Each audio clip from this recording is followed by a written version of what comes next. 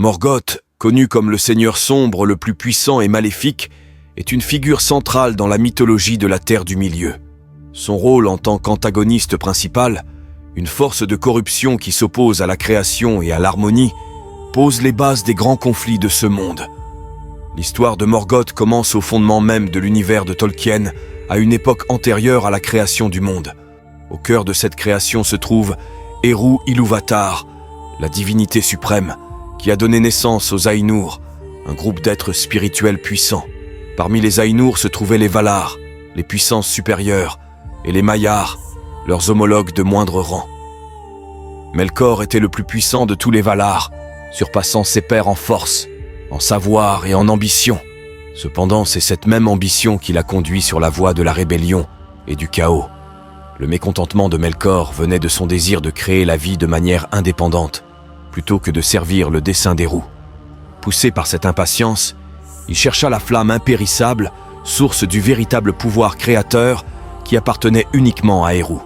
Malgré sa quête dans l'immensité du vide, Melkor échoua à la trouver, se rendant compte qu'elle lui était inaccessible. Lors de la grande musique des Ainur, destinée à façonner l'univers, Melkor introduisit la discorde dans la mélodie, alors que les autres Ainur chantaient en harmonie, exprimant les thèmes que leur avait donnés Eru. Melkor insuffla ses propres pensées rebelles dans la musique. Sa discorde se heurta au thème harmonieux, créant ainsi tension et conflit. Bien que certains Ainur aient été attirés par son influence perturbatrice, Eru répondit en introduisant de nouveaux thèmes, plus puissants, pour contrer la discorde de Melkor. En fin de compte, le troisième et dernier thème d'Eru était si profond et si beau que la discorde de Melkor fut vaincue, mais les germes de sa rébellion avaient été semés.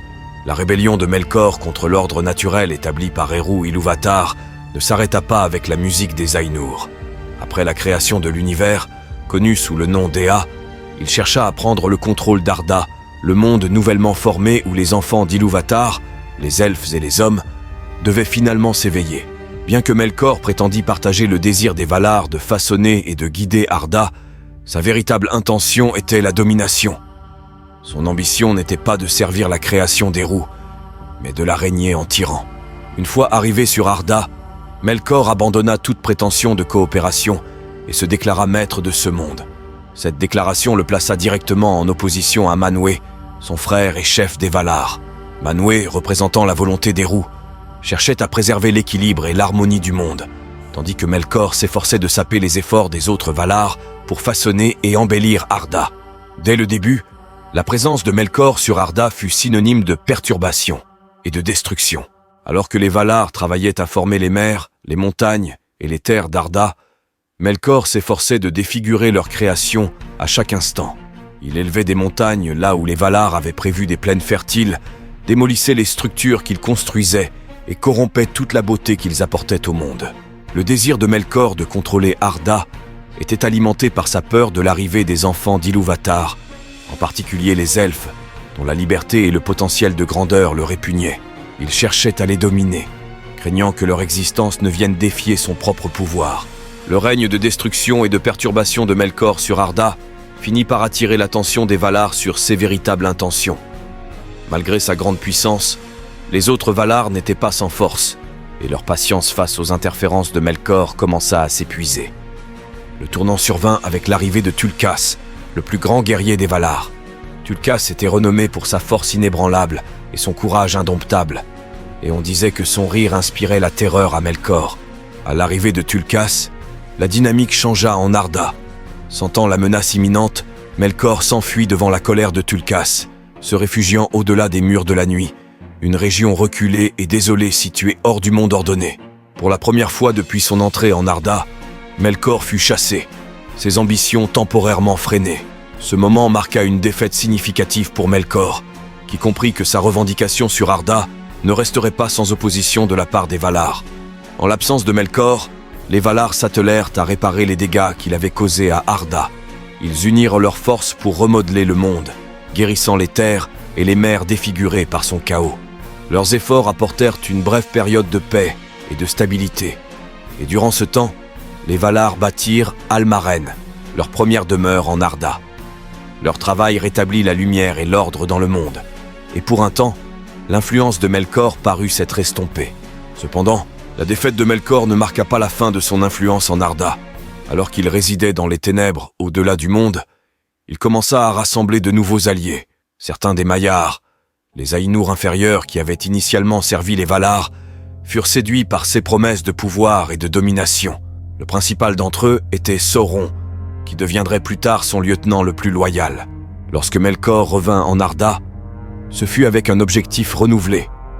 Il s'enfonça profondément dans les montagnes de fer au nord et y construisit sa première grande forteresse, Utumno. Melkor était prêt à affronter de nouveau les Valar. Bien que les Valar aient restauré le monde après sa première défaite, leur sentiment de paix fut de courte durée. Pendant cette période, les Valar avaient créé 2 grandes lampes, Illuin et Ormal, qui illuminaient Arda depuis leurs hautes et majestueuses colonnes. Ces lampes représentaient le travail des Valar pour apporter la lumière et l'ordre dans le monde, permettant à la vie de prospérer à travers les terres. Cependant, la haine de Melkor pour les Valar et leur création ne fit que grandir durant son exil. La jalousie de Melkor et son désir de domination le poussèrent à planifier sa prochaine attaque contre les Valar. Saisissant l'occasion lors d'un moment de célébration, alors que les Valar organisaient un festin à Almaren, Melkor et ses partisans passèrent à l'action. Dans une attaque coordonnée, il lança une offensive dévastatrice contre les 2 lampes, qui étaient les principales sources de lumière dans le monde. Avec une efficacité implacable, Melkor s'attaqua aux piliers d'Illuin et d'Ormal. Son pouvoir destructeur était immense, et la force de son assaut brisa les piliers, faisant tomber les lampes. Lorsque les lampes furent détruites, leur lumière s'éteignit, plongeant le monde dans les ténèbres. Les mers bouillonnèrent et s'élevèrent en tourmente, et les terres furent brisées alors que la lumière des lampes se dispersait. La symétrie paisible et la beauté que les Valar avaient si soigneusement façonnées furent instantanément anéanties, laissant Arda dans le chaos. Dans les suites de cette destruction, les Valar furent contraints d'abandonner Almaren et de chercher refuge dans une nouvelle terre. Ils traversèrent la mer pour atteindre Aman, une région bénie et intacte, loin de l'influence de Melkor. Là, ils construisirent une nouvelle demeure pour eux-mêmes et établirent la cité de Valinor, où ils créèrent de nouvelles sources de lumière, les 2 arbres, Telperion et Lorelin. Cela marqua le début des années des arbres, une nouvelle ère dans l'histoire d'Arda. Avec la destruction des 2 lampes et le retrait des Valar vers Aman, Melkor se retrouva en position de pouvoir absolu en Terre du Milieu. Le monde, désormais plongé dans les ténèbres et le chaos, devint un royaume où son influence pouvait se répandre librement. Il commença à bâtir son empire, transformant Arda en un reflet de sa volonté malveillante. Le désir de Melkor de dominer et de corrompre chaque partie du monde grandit à mesure que sa puissance augmentait. Depuis sa forteresse d'Utumno, il déchaîna une vague de mal sur les terres. L'une des actions les plus significatives de Melkor durant cette période fut la création d'une armée pour servir ses sombres desseins. Il commença par rassembler les Maiars qui l'avaient suivi dans sa rébellion, leur promettant pouvoir et domination dans son futur royaume. Parmi ses serviteurs les plus redoutables se trouvaient les Balrogs, des esprits de feu et d'ombre, qui devinrent ses guerriers les plus loyaux et terrifiants. Pour renforcer son emprise sur la Terre du Milieu, Melkor créa une seconde forteresse appelée Angband, située à l'ouest d'Utumno. Bien qu'Utumno demeura son principal siège de pouvoir, Angband fut positionné stratégiquement pour protéger son royaume contre d'éventuelles attaques des Valar. À la tête d'Angband, il plaça son lieutenant le plus fidèle, Sauron, un puissant Maiar partageant la soif de domination et de cruauté de son maître. Grâce à la gestion d'Angband par Sauron, Melkor put étendre son influence sur davantage de régions de la Terre du Milieu, assurant ainsi que son pouvoir sombre atteignit tous les coins des terres. Un tournant majeur dans l'ascension de Melkor survint avec l'éveil des elfes, les premiers enfants d'Ilúvatar. Bien que les Valar ne fussent pas immédiatement conscients de leur arrivée, Melkor les découvrit bien avant tout le monde. Il les considérait à la fois comme une menace et une opportunité. Les elfes, avec leur beauté innée et leur connexion au divin, représentaient tout ce que Melkor méprisait. Plutôt que de tenter de les soumettre par un conflit ouvert, Melkor chercha à les corrompre de l'intérieur. Par la peur, les mensonges et la capture, Melkor commença à manipuler et à pervertir les elfes, semant en eux des graines de doute et de méfiance. On croit que parmi ceux qu'il captura et tortura, Melkor créa une nouvelle race, les orques, des créatures hideuses et cruelles, Lorsque les Valar apprirent l'existence des elfes, ils reconnurent leur devoir de protéger les elfes de l'influence maléfique de Melkor. Manwë décida qu'il était temps de confronter Melkor en guerre ouverte et de reprendre la terre du milieu de son emprise. Le conflit qui en découla fut connu sous le nom de la bataille des puissances, une bataille cataclysmique entre les Valar et les forces de Melkor. Melkor, bien qu'extrêmement puissant, n'était pas préparé à affronter la puissance combinée des Valar. Il s'était fortifié à Utumno et Angband, ces deux forteresses, et avait rassemblé une armée de Balrogs, d'orques et d'autres créatures monstrueuses issues de sa corruption d'Arda. Cependant, la force pure de l'assaut des Valar prit ses forces par surprise. Les armées des Valar, menées par Tulkas, Oromé et d'autres êtres puissants, marchèrent à travers la terre du milieu, affrontant les serviteurs de Melkor dans une série de batailles. À mesure que les Valar progressaient, les forces de Melkor commencèrent à vaciller. Les Balrogs, malgré leur férocité, ne purent résister à la puissance des Valar. Même les créatures les plus perverties par la malveillance de Melkor tombèrent face à la force écrasante de leur assaut. Après 2 années de guerre incessante, les Valar placèrent des gardes autour de Cuiviénen pour protéger les elfes des destructions qui consumaient les régions nordiques de la Terre du Milieu. Avec leur objectif clair, les Valar se concentrèrent alors sur la destruction totale du bastion de Melkor à Utumno. Pendant 7 années valiennes, soit plus de 66 ans en temps mortel, la bataille fit rage autour des portes de la forteresse. Melkor, sentant sa défaite imminente, se réfugia dans les entrailles d'Utumno, se cachant dans les profondeurs les plus sombres de sa forteresse. Mais il n'y avait pas d'échappatoire. Tulkas, le plus puissant des guerriers parmi les Valar, traqua personnellement Melkor dans les fosses les plus profondes du bastion en ruine. Avec la grande chaîne en Gaïnor, forgée par Aulë, Tulkas enchaîna Melkor et le subjugua enfin. La forteresse d'Utumno fut complètement détruite. Malgré leur victoire, les Valar ne parvinrent pas à capturer tous les partisans de Melkor. Avec Melkor enchaîné et subjugué, les Valar le transportèrent à Valinor. Il fut amené enchaîné au cercle du destin, où il se prosterna aux pieds de Manwë. Malgré ses supplications pour la miséricorde et le pardon, les Valar ne montrèrent aucune clémence. Melkor fut condamné à être emprisonné dans les salles de Mandos, la prison la plus sûre et inéluctable de tout Aman. Là, il resterait enfermé pour 3 longues époques, lié par les chaînes incassables d'Anguenor, en attente de son jugement pour ses crimes. Cependant, dans les profondeurs de sa prison, la haine et la ruse de Melkor ne cessèrent de croître. À l'approche de la fin du 3e âge de son emprisonnement, Melkor fut amené devant les Valar pour être jugé. Manwë, croyant en la possibilité de rédemption, fit preuve de miséricorde et ordonna la libération de Melkor malgré les avertissements d'autres Valar, notamment Tulkas et Ulmo.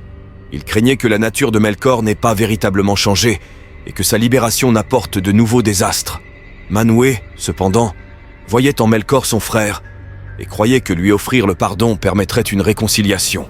Sous des conditions strictes, Melkor fut autorisé à circuler librement dans Aman, bien qu'il ne fût pas autorisé à retourner en Terre du Milieu.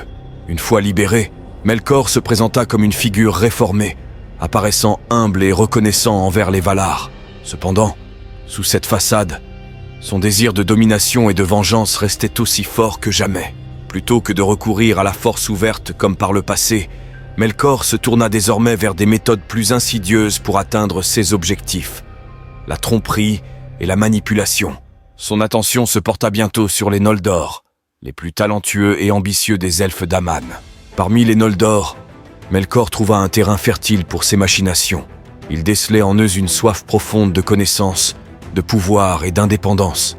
Ils excellaient dans l'artisanat et cherchaient à créer des objets d'une grande beauté et puissance, ce qui en faisait des cibles idéales pour les manipulations de Melkor. Le plus éminent d'entre eux était Fëanor, le plus doué de tous les Noldor. Melkor commença par répandre des rumeurs subtiles et semer la discorde parmi les Noldor. Il leur murmura l'existence des vastes terres sauvages de la Terre du Milieu, insinuant que les Valar les retenaient prisonniers à Aman par jalousie et par crainte de leur potentiel. Il insuffla l'idée que les Valar cherchaient à dominer les elfes, les empêchant de réaliser leur véritable destin en tant que souverains de la Terre du Milieu. Ces graines de méfiance prirent racine dans le cœur de nombreux Noldor, en particulier Fëanor. Fier et passionné, il devint de plus en plus paranoïaque, croyant que son demi-frère Fingolfin complotait pour usurper sa place en tant qu'héritier légitime de leur père Finwë. Melkor nourrit cette méfiance, convainquant Fëanor que les Valar soutenaient la prétention de Fingolfin et qu'ils désiraient s'emparer des Silmarils, les créations les plus précieuses de Fëanor. La tension entre Fëanor et Fingolfin atteignit son paroxysme lorsque Fëanor, sous l'influence des mensonges de Melkor, menaça de tuer son frère dans un accès de rage. Cet acte poussa les Valar à bannir Fëanor à Forménos, une forteresse lointaine, accompagnée de son père Finwë et des Silmarils. Prenant conscience que ces manipulations avaient été découvertes, Melkor s'enfuit d'Aman avant que Tulkas ne puisse à nouveau l'emprisonner. Cependant, le mal était déjà fait. Les Noldor, et particulièrement Fëanor, étaient profondément divisés, remplis de suspicion et de colère. Melkor erra en exil, attendant le moment opportun pour frapper à nouveau. Cherchant à exploiter la vulnérabilité de Fëanor, Melkor tenta de l'approcher de nouveau à Forménos. Cette fois-ci, cependant, Fëanor perçut la véritable intention de Melkor, s'emparer des Silmarils. Furieux, Fëanor rejeta Melkor et le chassa. Réalisant qu'il ne pourrait plus influencer directement Fëanor, Melkor s'enfuit vers le sud, dans la sombre et oubliée région d'Avatar.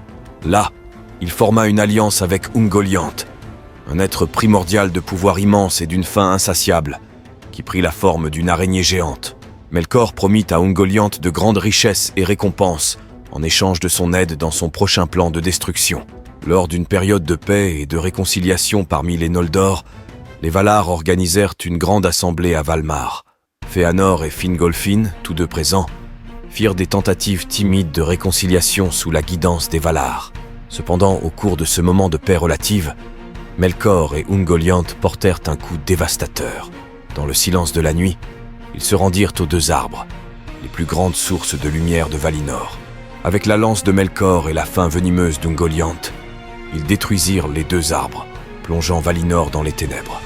Melkor et Ungoliant se dirigèrent ensuite vers Forménos, où Melkor commit l'un de ses actes les plus odieux, le meurtre de Finwë, le père de Fëanor.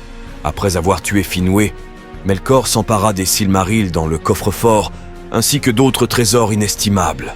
Avec Ungoliant, il s'enfuit à travers le Helcaraxë, le désert glacé séparant Aman de la terre du milieu. Ungoliant, ayant consommé la lumière des deux arbres et le rayonnement des Silmarils, devint d'une taille monstrueuse. Elle exigea plus, y compris les Silmarils eux-mêmes. Mais Melkor refusa de les lui donner. Dans un moment de désespoir, Melkor appela ses Balrogs d'Angband, qui vinrent à son secours et chassèrent Ungoliant. Ayant récupéré les Silmarils, Melkor les fixa dans une couronne de fer qu'il ne retirerait jamais volontairement. Avec les Silmarils désormais liés à son front, Melkor se proclama roi du monde. Dès cet instant, le Seigneur Sombre ne fut plus connu sous le nom de Melkor. Il reçut un nouveau nom donné par Fëanor, un nom qui deviendrait synonyme du mal, Morgoth, signifiant « ennemi noir du monde ». La perte des Silmarils et le meurtre de Finwë déclenchèrent une rage inextinguible chez Fëanor. Submergé par le chagrin et la colère, il prêta un terrible serment, le serment de Fëanor, jurant que lui et ses fils poursuivraient Morgoth jusqu'aux confins du monde pour récupérer les Silmarils.